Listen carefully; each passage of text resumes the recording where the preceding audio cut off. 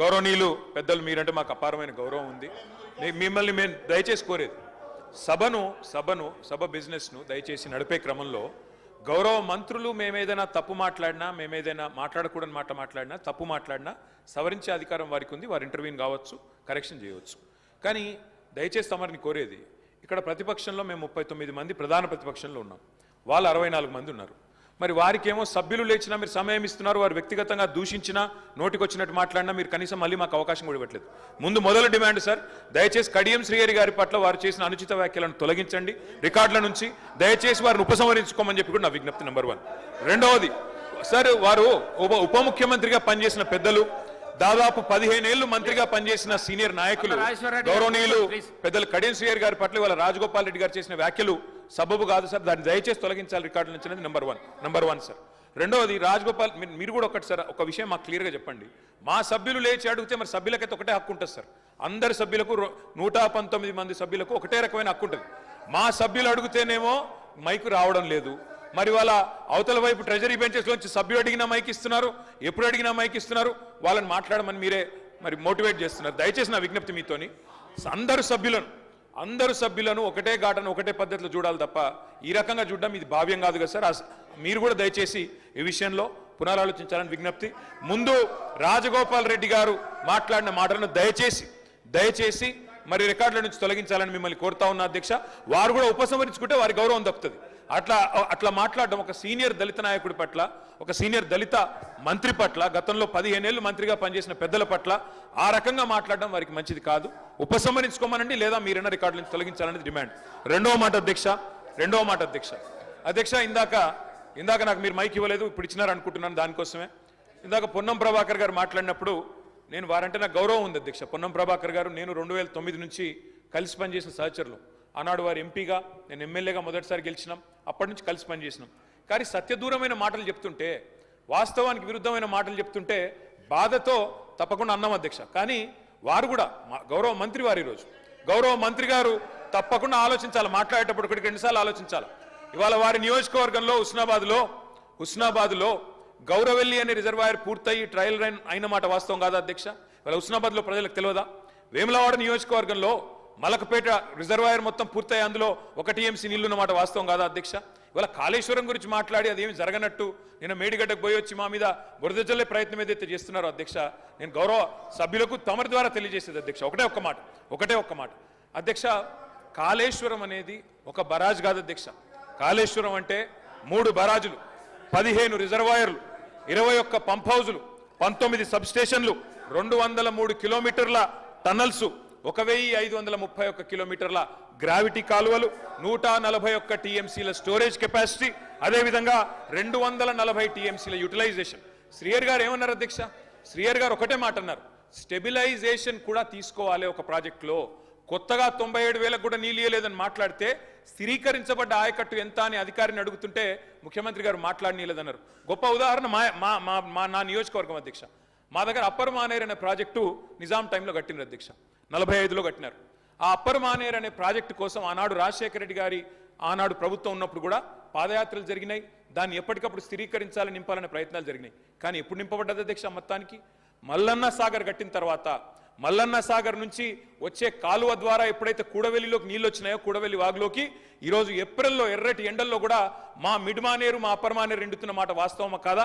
మా కరీంనగర్ జిల్లా శాసనసభ్యులు వారికి తెలుసు అధ్యక్ష, శ్రీధర్ బాబు గారికి, పొన్నం ప్రభాకర్ గారికి. అందుకే ఆ బాధతోనే మేము చెప్పింది, గౌరవెల్లి అయినా, మలక్పేట్ రిజర్వాయర్ అయినా, అదేవిధంగా మా అప్పర్ మానేర్ అయినా, స్థిరీకరించబడ్డ సింగూర్ అయినా, స్థిరీకరించబడ్డ నిజాం సాగర్ అయినా, SRSP పునరుజ్జీవమైనా, ఇవన్నీ కూడా కాళేశ్వరం ద్వారా జరిగిన మాట వాస్తవం అధ్యక్ష.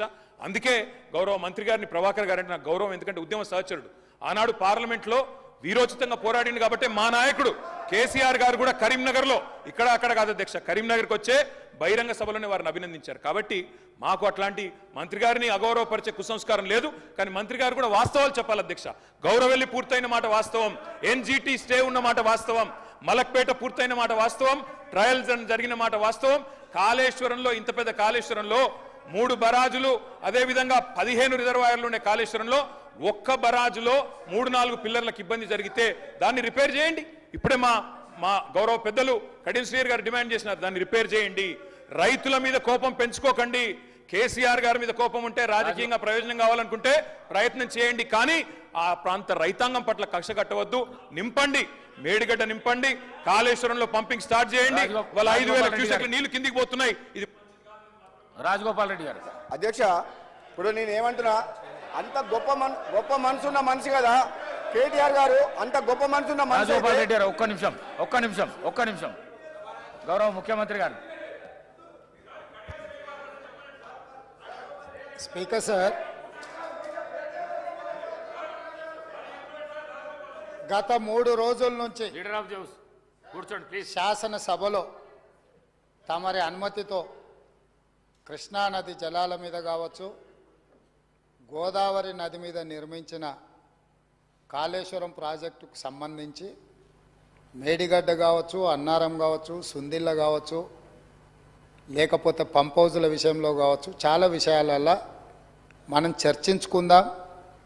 చూసి వచ్చి ఈ సభలో వాస్తవాల ప్రాతిపదికన చర్చ జరపాలి అని తమరి అనుమతితోటి మనం నిర్ణయం తీసుకున్నాం.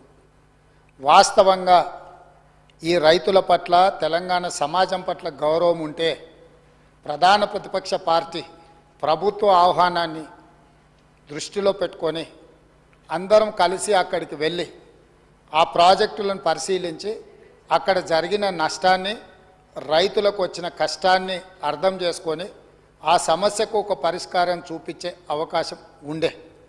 రాకపోను కొత్తగా వచ్చిన ప్రభుత్వమే ఏదో తప్పు చేసినట్టు, ఈ తప్పుకు కొత్తగా వచ్చిన వాళ్ళే బాధ్యత అయినట్టు, అదేవిధంగా పదే పదే భాష గురించి, మాటల గురించి మీరు ఇట్లా అంటుండ్రు, మీరు అట్లా అంటుండ్రు, మమ్మల్ని గౌరవిస్తలేరు అని ఏదైతే చర్చ జరుగుతుందో, మాజీ ముఖ్యమంత్రి గారు నిన్న నల్గొండ జిల్లాలో వాడిన భాష మీద చర్చ చేద్దామా అధ్యక్ష?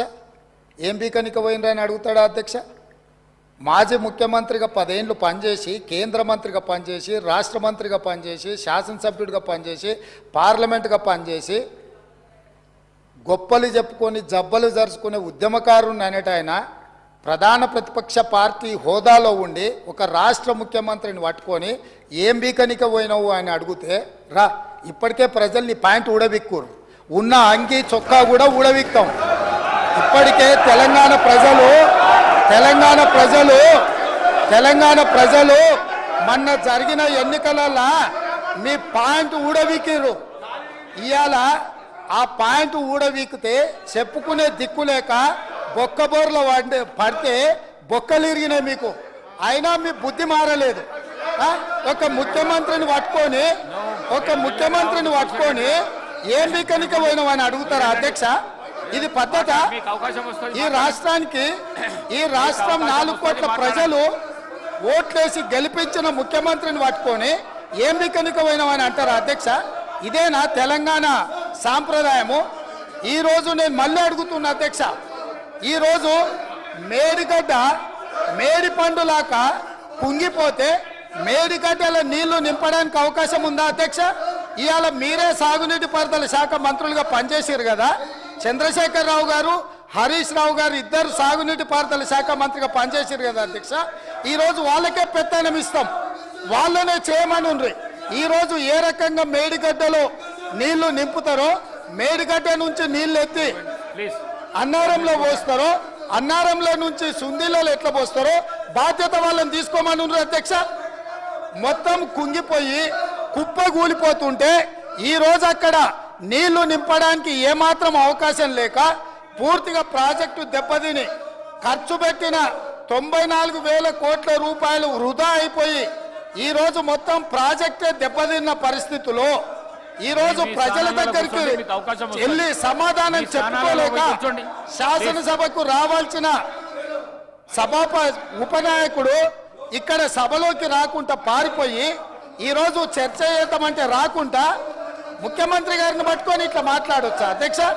అందుకే నేను ఒకటే మాట అడుగుతున్నా, మీరు ఇవాళ చర్చకు సిద్ధమైతే పిలువండి. మీ పార్టీ నాయకుడిని, మీ సభాపక్ష నాయకుడిని చర్చ చేద్దాము.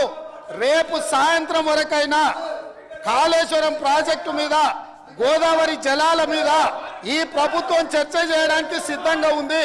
పారిపోయి ఫామ్ హౌస్లో వండుకొని ప్రతిపక్షాలుగా బాధ్యత నుంచి తప్పించుకొని మీ అవినీతి బయటపడుతుందని, కాళేశ్వరంలో మీ దోపిడీలో జైలుకి వెళ్లాల్సి వస్తుందని కేసీఆర్ ను చంపుతారా అంటారు.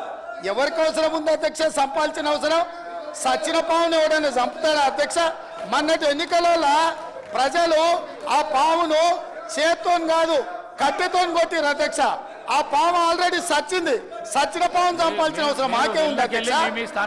ఈ రోజు సానుభూతి కోసము వీల్ చైర్ నాటకాలు, వీధి నాటకాలు ఏంటి అధ్యక్ష ఇది? ఈ రోజు అవకాశం వచ్చినప్పుడు ఈ మాట్లాడండి సభలో ప్లీజ్. చర్చ చేయడానికి ప్రభుత్వం సిద్ధంగా ఉంది. ప్లీజ్ నిజాయితీ ఉంటే, మీరు అవినీతికి పాల్పడకపోతే, మీరు చెప్పినట్టు మేడిగడ్డలో 2, 3 పిల్లర్లు కుంగిపోతే దాని మీద తీసుకోవాల్సిన నిర్ణయాల మీద మాజీ ముఖ్యమంత్రి గారు చంద్రశేఖరరావు గారిని సభలోకి రమ్మనుండ్రి. చర్చ చేయడానికి ప్రభుత్వం సిద్ధంగా ఉంది.